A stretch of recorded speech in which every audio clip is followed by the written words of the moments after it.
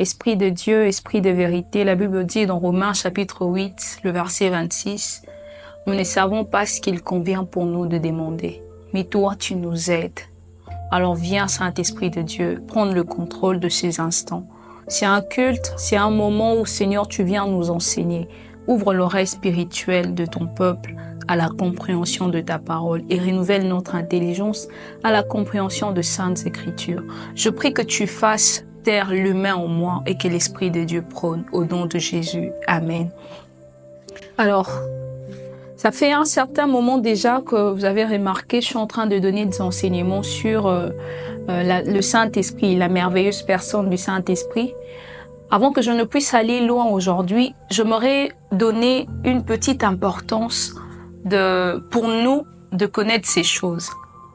La première fondation que je veux mettre, c'est que le Saint-Esprit, la Bible dit qu'il est le gage, c'est-à-dire la garantie de notre héritage.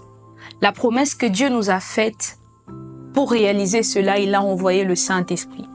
Mais ne peut avoir le Saint-Esprit ne peut habiter dans la personne que de cette personne-là qui a donné sa vie à Jésus. Donc, avant que je ne puisse aller très loin, si tu es en train de m'écouter en ce moment, tu es en train de m'entendre, de parler de ce message, j'aimerais te dire, rassure-toi que tu es dans le contexte de personnes qui sont éligibles à posséder des choses que nous sommes en train de parler. Ceci m'invite à te demander d'ouvrir ton cœur à Jésus. Ouvre la porte de ton cœur et permets-lui d'entrer dans ton cœur afin qu'il puisse te donner toutes les garanties, l'héritage que Dieu a prévu pour toi.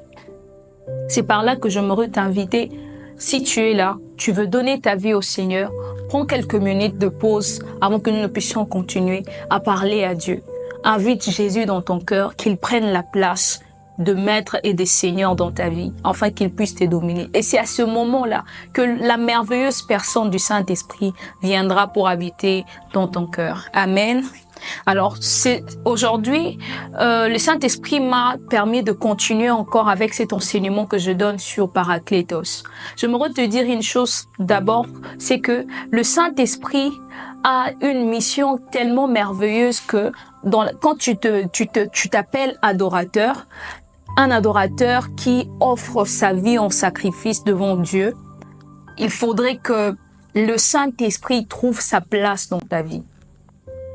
Le temps viendra, on pourra enseigner sur les éléments du culte pour que ton culte en tant qu'un adorateur soit complet, les éléments qui sont nécessaires pour toi de posséder. Mais pour aujourd'hui, j'aimerais parler de quelque chose de très important. Je vais parler de Parakletos, le Saint-Esprit, mais dans la vie d'un adorateur, dans la marche d'un adorateur. Je vais toucher 2 points. Le premier point, la qualité de vie d'un adorateur.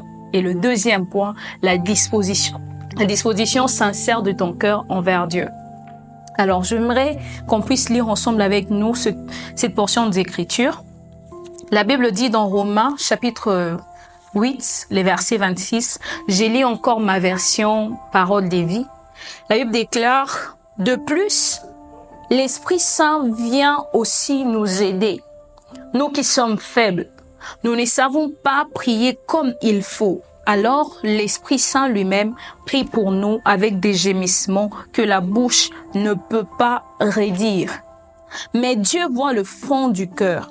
Il sait ce que l'Esprit veut demander. Oui, l'Esprit Saint prie comme Dieu le veut pour ce qui lui appartient. Amen. Ici, c'est vraiment cette phrase-là qui me retient. Il y a 2 phrases qui me retiennent. Premièrement, le Saint-Esprit nous aide à prier parce que nous ne savons pas ce qu'il convient, comment il nous faut prier. Et la deuxième des choses, c'est que la Bible dit que le Saint-Esprit sait ce que Dieu veut. Et il prie selon que Dieu veut que nous puissions prier. Alors, pour la première fois, j'aimerais toucher par rapport à la qualité de la vie, la partie où nous ne savons pas ce qu'il convient. J'aimerais te dire, en tant qu'enfant des dieux, en tant qu'un adorateur, en tant qu'enfant qui a reçu le Seigneur Jésus, j'aimerais te dire que tu ne dois pas utiliser l'unité de mesure de ta vie selon les réalités ou les choses que font les autres personnes.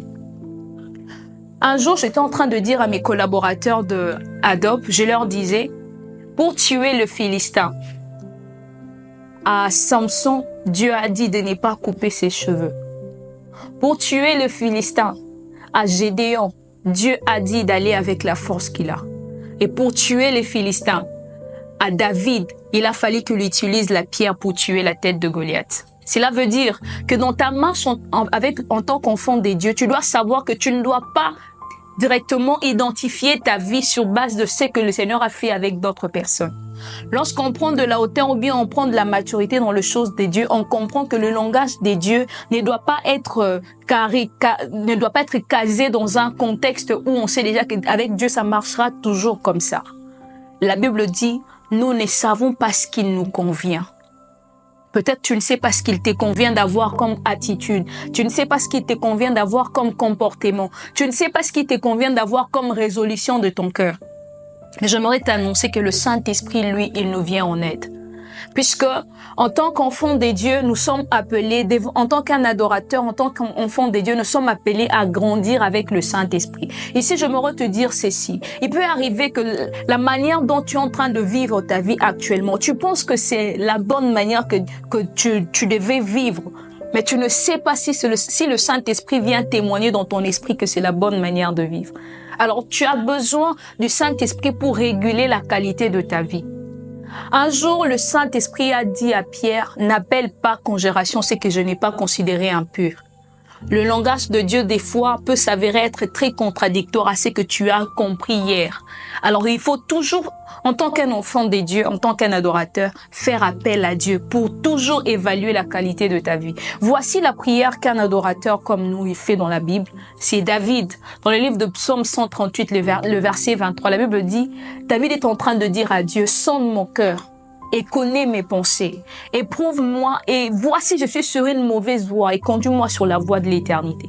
J'aimerais te dire que tu ne dois pas te figer directement à ce que tu es en train de vivre actuellement. Mais rassure-toi que tu as les témoignages de l'Esprit. Parce que nous ne savons pas ce qu'il nous convient. Pourquoi j'ai dit ces choses? Parce qu'un jour, le Saint-Esprit m'a parlé de quelque chose. Il m'a dit, Déborah, tu sais, l'homme naît avec beaucoup de souhaits, beaucoup de volonté. Mais seule ma volonté qui est parfaite. Un jour, j'avais désiré de toute ma vie mener une certaine qualité de vie, passer par certaines réalités. Mais je me suis rendu compte que j'étais loin de tout ce que j'avais rêvé. À un certain moment, je pensais que le Seigneur m'avait abandonné. Mais à ce moment-là, le Saint-Esprit ne m'avait pas abandonné. Je vais encore continuer pour dire, un jour, j'ai fait un rêve, mais qui a été interprété lorsque j'écoutais la prédication d'une personne. Qu'est-ce que je voyais dans mon rêve? Je voyais dans mon rêve, j'étais en train de marcher, mais avec quelqu'un à côté de moi. Et nous étions en train de marcher. Quelque temps après, dans mon rêve, j'ai vu que la personne était restée seule. Je ne voyais pas, c'était moi ou c'était l'autre personne, mais je me suis rendu compte qu'il y avait plus de personnes qui marchaient. Il n'y avait qu'une seule personne qui marchait. Et dans mon réveil, je me suis réveillée, je pleurais, j'ai dit, le Saint-Esprit, tu m'as abandonné. Dieu, tu m'as abandonné. J'ai marché avec toi. Aujourd'hui, je me sens tellement affaiblie, même dans ma communion avec le Saint-Esprit. Aujourd'hui, je n'ai pris plus d'une heure comme j'ai prié avant. Est-ce que le Seigneur ne m'a pas abandonné? Le Saint-Esprit m'a dit, Déborah, ne considère pas ta réalité par rapport à ma manière de faire les choses. Je suis différent, je ne suis pas comme les hommes. Et je suis arrivée au culte pendant que je cherchais à comprendre ce qui s'était passé dans mon rêve. Et qu'est-ce que je vois? Un homme de Dieu en train de prêcher. Et il a dit qu'il était en train de raconter une histoire qui, bizarrement, était presque similaire à mon rêve. Il a dit qu'il y avait un monsieur il a vu dans une vision, il y avait un monsieur qui était en train de marcher à 4 pattes. Et après un certain moment, il a vu une personne qui marchait à 2 pattes. Et pendant qu'il pose la question, le Saint-Esprit lui a dit, dans la vision que cet homme de Dieu avait vu pendant qu'il prêchait, il a dit que tu étais fatigué. Alors c'est moi qui t'ai porté dans mes bras. Tu sais que tu voyais comme 4 pattes, c'est-à-dire que tu te faisais accompagner. Mais lorsque tu as été fatigué, lorsque tu étais dépourvu de force, mon amour pour toi était tellement fort que j'étais pris dans mes bras. Et le Saint-Esprit a commencé directement à interpeller dans mon esprit pour me dire, Déborah, tu vois, C'est juste que je me suis rendu compte qu'à ce moment ici, il fallait que je puisse te donner mon aide. C'est comme ça que l'apôtre Paul dit, quand je suis faible, c'est alors que je suis fort. Parce que la force de Dieu se manifeste dans nos faiblesses. Toi qui es en train de traverser une période où tu sens comme si tu es en train de perdre tes forces spirituelles, ton énergie spirituelle, j'aimerais te dire que tu es dans la bonne adresse pour que le Seigneur t'accorde sa puissance et son aide. Le Saint-Esprit est disponible. Alors, tu ne sais pas ce qu'il convient. Et voici la deuxième de chose, c'est que la Bible dit, le Saint-Esprit, il intercède pour nous parce qu'il sait ce que Dieu veut. J'aimerais dire à quelqu'un ici, là où je veux nous emmener, c'est ce que j'appelle l'adoration prophétique. L'adoration prophétique, c'est l'un des messages que nous sommes en train de prôner au sein de notre structure, instant d'adoration prophétique. L'adoration prophétique, c'est quoi? En termes simples, l'adoration prophétique, c'est quand le Saint-Esprit utilise ta bouche pour adorer Dieu. C'est quand le Saint-Esprit place dans ta bouche les mots que Dieu aimerait entendre. La prophétie, en grand terme, mais en autre terme, la prophétie ne veut rien dire d'autre plutôt si ce n'est la révélation. Cela veut dire quoi? Dans l'adoration prophétique, c'est le Saint-Esprit qui vient souffler dans ton esprit le mot que Dieu aimerait entendre. Il est écrit dans 1 Corinthiens chapitre 2, le verset 10e. Et je vais lire également jusqu'au verset 12e. La Bible dit, « Et c'est à nous que Dieu les a fait connaître par l'Esprit Saint. En effet, le Saint-Esprit connaît tout. » Dans notre version, on dit, « Le Saint-Esprit sonde tout. » Même les secrets le plus profonds des dieux.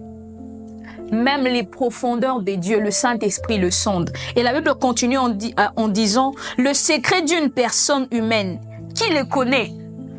Qui peut connaître les choses qui sont cachées dans le cœur d'un homme? » La Bible répond en disant, « Personne, sauf l'esprit humain lui-même. » De même, le secret des dieux, qui le connaît? Personne sauf l'Esprit de Dieu. J'aimerais te dire en tant qu'un adorateur, si tu veux adorer le Seigneur avec tes paroles, tu veux même adorer le Seigneur avec tes cantiques d'adoration, j'aimerais te dire que tu as besoin de l'aide du Saint-Esprit. Parce que tu ne connais pas ce que Dieu aimerait entendre à l'instant. Voici cette histoire que j'aime beaucoup, quand j'aime bien illustrer l'adoration prophétique, l'action que le Saint-Esprit fait dans la vie d'un adorateur. La Bible déclare que Isaac avait besoin de bénir son fils Jacob. Il a dit à son fils Ésaü, il voulait bénir son fils Ésaü plutôt. Il a dit, prépare-moi un mets comme je l'aime. Comme je l'aime, prépare-moi un mets afin que je te bénisse. Et si vous regardez bien ce qui se passe dans cette scène, Jacob vient apporter à Isaac un mets qu'il aime, mais ce n'était pas lui qui avait préparé. C'était le Saint-Esprit qui était incarné par l'image de Rebecca, qui a préparé le mets afin de servir entre les mains de Jacob, qui a ramené devant son père. J'aimerais te dire que tu peux prendre de la hauteur dans la manière dont tu peux adorer le Seigneur. Le Saint-Esprit peut t'apporter son aide lorsqu'il faudrait même adorer, lorsqu'il faudrait faire ton culte d'adoration. Et en ce jour, en ces instants, je viens t'apporter ce message. Fais appel au Saint-Esprit dans tes moments de prière. Même quand il faut pour toi plonger tes regards dans les Écritures saintes pour la méditation. Fais appel au Saint-Esprit. Dis au Saint-Esprit, je ne sais pas ce qu'il me convient, mais toi tu sondes tout, tu connais les profondeurs de Dieu. Aide-moi. Aide-moi à dire le mot que Dieu aimerait entendre. Aide-moi à poser l'action que Dieu aimerait entendre. Parce que j'aimerais te rassurer d'une chose. Tout ce qui se fait en dehors de la volonté de Dieu, Dieu ne peut pas l'accomplir. Un jour, il est arrivé où Dieu est en train de dire, je sais que ce n'est pas dans le même contexte, mais je peux quand même l'annoncer. Dieu est en train de dire aux enfants d'Israël de se lever et d'entrer dans le pays qu'il avait promis. Les enfants d'Israël avaient peur. Ils se sont dit que non, on est devant ces hommes-là comme des sauterelles. Ils se sont retirés au moment où Dieu avait parlé. Et lorsque Dieu s'est retiré, ils ont voulu aller. Le Seigneur a dit, je ne suis plus avec vous. Faites attention. À un certain moment précis, le Saint-Esprit peut te dire, arrête-toi. Le Seigneur veut que tu puisses commencer juste à les louer. J'étais à la retraite à l'église. Je me lève pour prier. Je voulais aller intercéder parce que je sentais un peu mon esprit dans l'angoisse. À peine que je monte sur l'estrade pour m'agenouiller et prier, le Saint-Esprit me dit, arrête, tu n'intercèdes pas. Commence juste à élever le nom de Jésus. Je ne savais pas ce qui pouvait arriver. Je ne peux pas vous dire non plus ce qui était arrivé. Peut-être que avec mes yeux humains, je ne les ai pas vus. Mais je sais que le Saint-Esprit a fait une action à ce moment-là. L'adoration prophétique vient par l'aide du Saint-Esprit. Alors ici, si je peux me résumer afin de clôturer ces petits moments d'exhortation, je te dirais que dans la qualité de la vie que le Seigneur veut que tu puisses avoir, seul le Saint-Esprit doit être ton unité de mesure. Tu ne dois pas te fier sur ce que les gens disent, encore moins sur ce que toi-même tu conçois, car nous ne savons pas ce qu'il nous convient. Mais le Saint-Esprit, il nous aide. Il vient nous prêter son aide, même aussi par rapport à notre disposition sincère au moment de l'adoration. Tu es un adorateur, alors reçois l'aide du Saint-Esprit. J'aimerais que tu puisses te joindre avec moi à la prière pour demander à l'Esprit de Dieu de nous montrer la voie qu'il nous faut prendre. À ce moment ici, la Bible déclare que l'heure vient et elle est déjà venue où les vrais adorateurs adoreront le Père en esprit et en vérité. Car ce sont là les adorateurs que le Père demande. Il y a un style de vie, il y a un style d'adorateur que Dieu est en train de chercher. Seul le Saint-Esprit le connaît. Alors prie avec moi, demande à l'Esprit de Dieu qu'il t'aide, qu'il te vienne en aide, afin que tu sois ce que Dieu veut que tu puisses être. Afin que tu sois en mesure de donner à Dieu l'offrande d'adoration qu'il aimerait recevoir. Et la meilleure offrande que le Saint-Esprit peut te communiquer, que Dieu aimerait avoir, c'est d'abord ta vie. Que ta vie soit sur l'autel d'adoration afin que le Seigneur puisse l'agréer. Est-ce que tu peux prier ensemble avec moi? Saint-Esprit de Dieu, nous venons vers toi. Nous nous offrons à toi, Esprit de vérité. Tu connais ce que nous ne pouvons pas imaginer. Tu sens de tout, même le profondeur des dieux. Alors nous nous livrons à toi, Esprit de vérité. Apprends-nous à adorer le Seigneur. Apprends-nous à faire ce qu'il convient, ce qu'il nous convient, Seigneur. Je t'en supplie, précieux Esprit de Jésus. Aide-nous à marcher selon ta volonté. Là où tu ne nous vois pas, là où tu nous interdis, même quand tout le monde pourrait l'apprécier, permets à nos cœurs de s'incliner sur ta volonté. Ainsi je priais par le Saint-Esprit. Amen. Alors, comme vous pouvez le savoir, nous sommes la structure Instant d'adoration prophétique. Notre vision est de susciter une armée d'adorateurs pour Dieu. Et notre mission, c'est d'amener le peuple de Dieu que nous sommes, vous et moi, à offrir notre vie à Dieu comme une offrande d'adoration au travers de la qualité de notre vie et de la disposition sincère de nos cœurs à l'égard de Dieu. Que Dieu vous bénisse, recevez cette vision et laissez-vous transformer par cette vie d'adorateur. N'oubliez pas, nos vies sont une offrande d'adoration permanente à Dieu. Que Dieu vous bénisse.